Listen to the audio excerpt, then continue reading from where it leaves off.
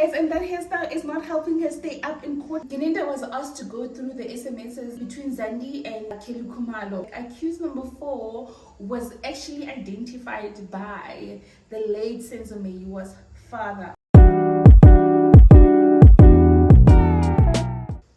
I'm back, I'm back, and I am bringing you the latest update, analysis, and review from the Senzo Meyiwa case. So sit back, relax, grab a drink because it has been a long, short week, and let's get into it. Okay. Yes. New hair, who it is? It's me, Okaza Braid Gang. Hello. Thank you, Kelabo. Thank you. Anyway, let's get into it. Mr. Zulu is still not back. He did ask to be the last one to cross-examine Brigadier Gininda, so we are not really expecting him back until Advocate Mshololo is done. Advocate Mshololo, hello. Hi, Advocate Mshololo, are you okay? Hey? Advocate Mshololo's got a new hairstyle, guys, and that hairstyle is not helping her stay up in court. She is falling asleep. She is passing out. I am not sure what needs to happen, but sis is ready to mop the floor with Brigadier Gininda. As we call up for God, we are back to Mr Ramosepele. Ramsey.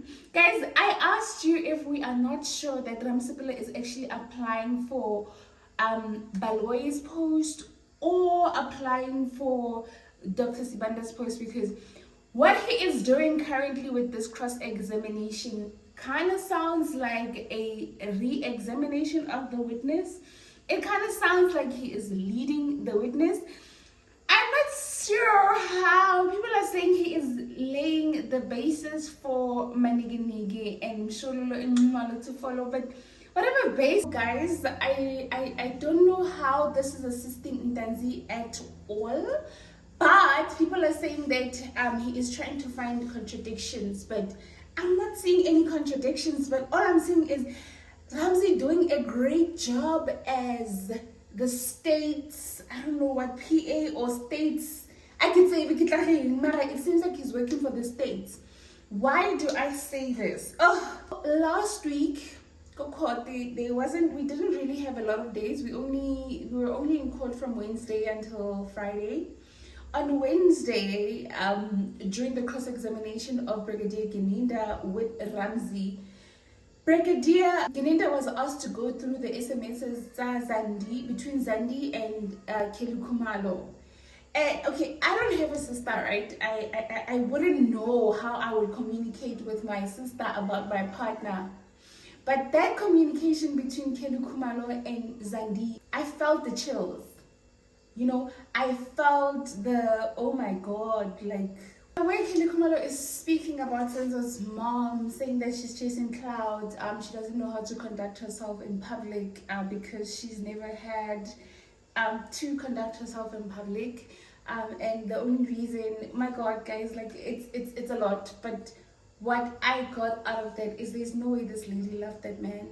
There is no way that KHUMALO loved this man. And it's so sad because this man's life ended at this lady's house. And what happens after breaks my heart. You have the mom that is fighting for the justice of his son. And you have the girlfriend discussing the mom with a friend, like they are on Wendy Williams' show, you know, it's like the latest hot topic, like like I'm quite disturbed by those SMSes. We did hear some of the SMSes when I don't know who was testifying, but we did hear some of these SMSes earlier before in the trial, or was it Maumela? I can't remember if it was Maumela, or if it was a different witness altogether. But we heard some of these SMSes, but we didn't hear all of the SMSes. And Brigadier Gininda still says there are more SMSes that took place that made me feel like this lady definitely organized a hit on her boyfriend, because she really hated him. She really did not like him. She despised him. She thought he was weak. She thought she could not handle his mother. Like, she thought about a lot of things which is disturbing, to say the least. It's disturbing. Throughout this investigation, or throughout this case, I have been saying that I do not think Zandile Khumalo actually knew what was going to happen on that day at her mother's house, what her sister had planned. I've been saying this when she was testifying. I felt like it was very authentic. She wasn't trying to hide anything. She just did not know. But after hearing those messages, and these messages, guys, were happening before, like a year before Senzo Meyiwa was killed. These messages was happening while Kelly Khumalo was still pregnant with Senzo Meyiwa's baby. So it was quite scary to hear two sisters discussing this man like that and how weak he is. Oh my goodness. I cannot comprehend. So I'm starting to question whether Zandile actually knew what was going to happen that day at her house, especially since now we know that Longwe definitely knew what was happening because of the evidence that have been laid in court regarding Longwe. Longwe said that he ran out when the intruders came in. He drove out of Kelly Khumalo's yard and he was driving at a speed of a snail. He was going at 20 kilometers per hour. He was going at 17 minutes per hour at some point. And then he didn't really go anyway. Like, the police station is not really that far from Kelly Khumalo's house. In my head, I was like, okay, maybe he thought that they're just going to take cell phones and then they're going to be gone. So by the time he gets to the police station, these guys are going to be gone and these cell phones will probably be sold by then. So maybe he didn't think they were going to commit like a big crime. But now that we know that Longa also had the same picture that Kelly Khumalo had and accused number 3 had, it kind of makes me look at Longa like there is more to the story. Like, we need to hear more from Longa. Like, Longa needs to... yeah. From the point of the state's case, I can understand why having those cell phone SMSes between Zandi and Kelly Khumalo on the record, how it assists the state because it gives motive to why the mastermind actually ordered the hit. I do not see how it will assist Untanzi, who has already confessed that Kelly Khumalo is the one who ordered the hit. I don't see how that's going to help Untanzi. That's why I'm saying, okay, Ramzi, are you applying for something, or is there something you want to tell us, or because it doesn't make sense that you would want to focus on that evidence. But that's not the only evidence that Ramzi has focused on that has left us like questioning.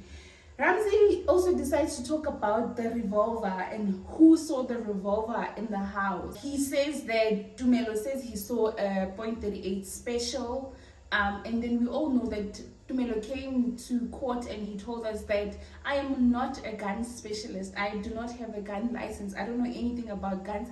I told the people who were taking my statement what I saw and they confirmed that, okay, it was this type of a gun. I just said that it was a small gun with a wheel, and according to them, that's what a small gun with a wheel is. I didn't say that. There's also Ulome who says that he saw a .38 special. And Brigadier Gininda says the same thing. Longa does not have a firearm license. He wouldn't know what a revolver is. He wouldn't know what a .28, a .38. Oh, guys, even me myself, I don't know these things, okay? Because I don't have a firearm. So we are all in the same boat with Tumelo and Longa, but we're still describing, right? That's what Brigadier Gininda was saying. But now I don't understand why Ramosepele is touching on that, because Ntanzi's confession says that he had a small gun on him. So Tumelo is not delusional for saying there was a small gun with the wheel. Longwe is also not delusional by saying there was a small gun. Ntanzi said that he had a small gun. He was given a small gun, so there were definitely more than 2 guns in that house. So why, Ramzi, are you going there? Why are you proving the state's case?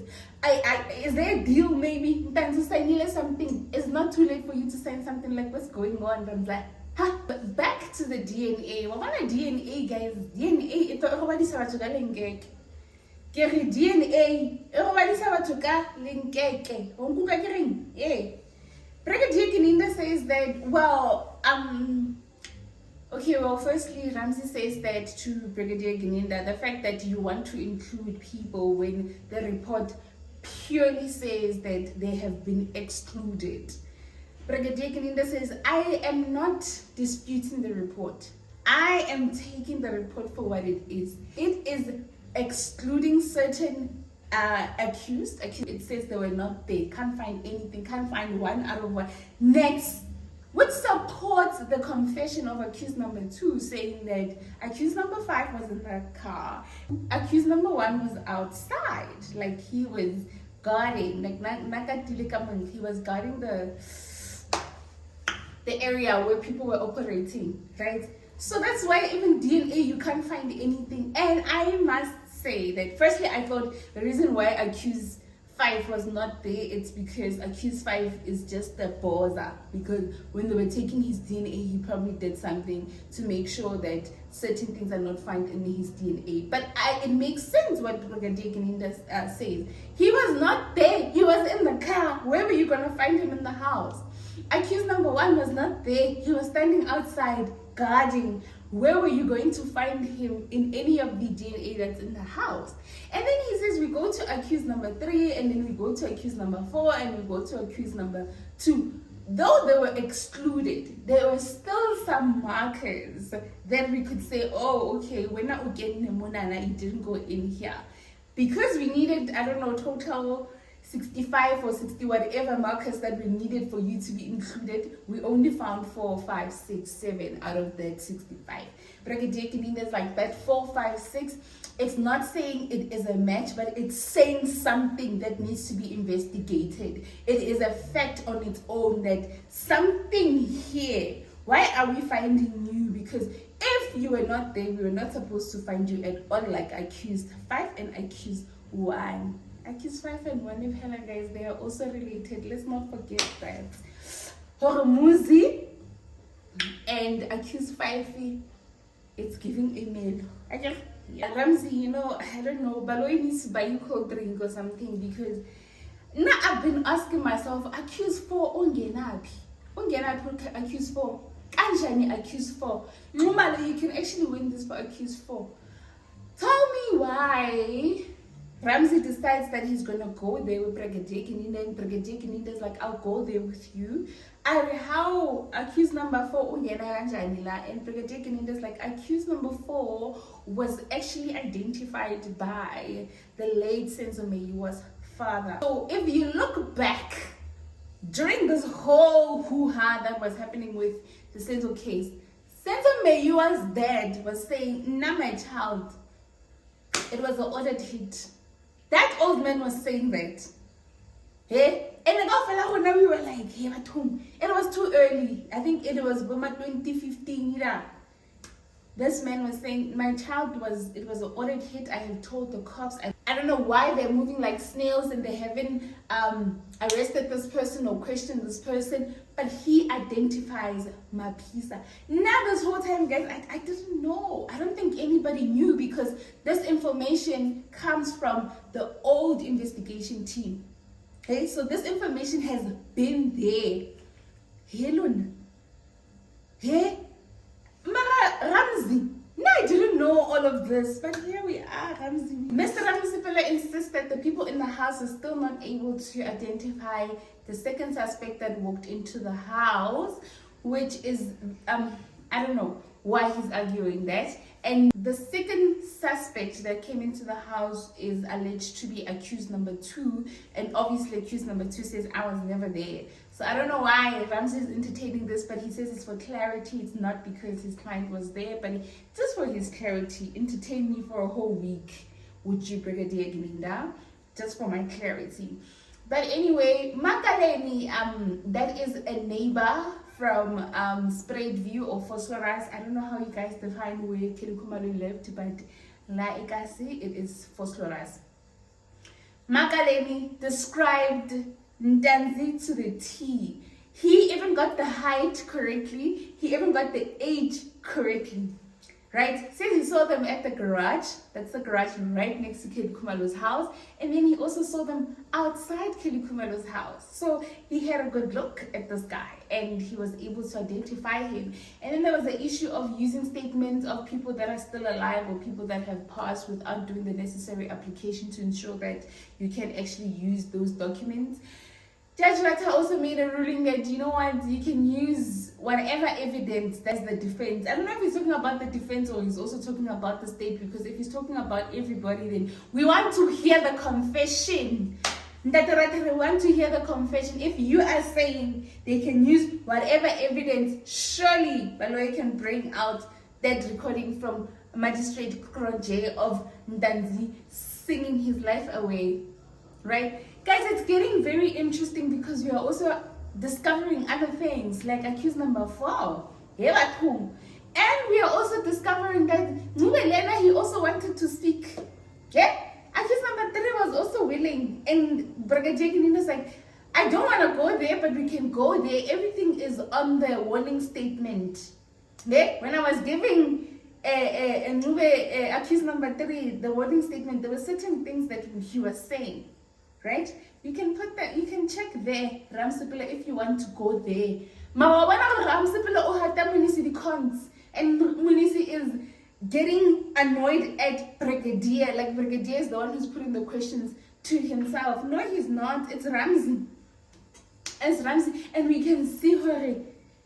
Maniginigi is ready to come in. Better Maniginigi, the goat, is coming. Yeah, why na Munisi wemvula ntato badi battery pass manigini. Yeah, why na? Baru pudiyat. Ha, pudiyat abatungi. As we wait for Ramosepele to conclude this cross-examination, he is still not done. Brigadier Gininda is only available from, I think, Wednesday next week, if not Thursday. I think maybe he will also continue the whole of next week, Ramsey. So I don't know.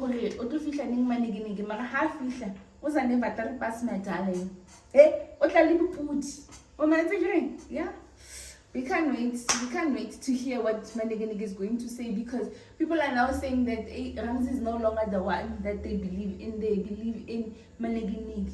We all know Maniginig auto scored the own goal, so maybe Mshoza will mop the floor with Brigadier Gininda. I can guarantee you that. Man, Mshoza from Otto. Brigadier Gininda, I'm telling you, she's already ready. That's it, guys. From me. It's been a tough week. It's been tough. It's been tough everywhere. We're not able to reach the goals that we have of the last week, but I'm coming back stronger, okay? We are going to reach our goal next week. Thank you so much, guys, for your support. Thank you so much for coming into the space. Thank you for following me. Thank you for commenting always and liking and sharing with everybody else. I really appreciate you. Let's meet again next week to unpack this week's court proceedings. Otherwise, I think we are getting somewhere. Thank you. Bye.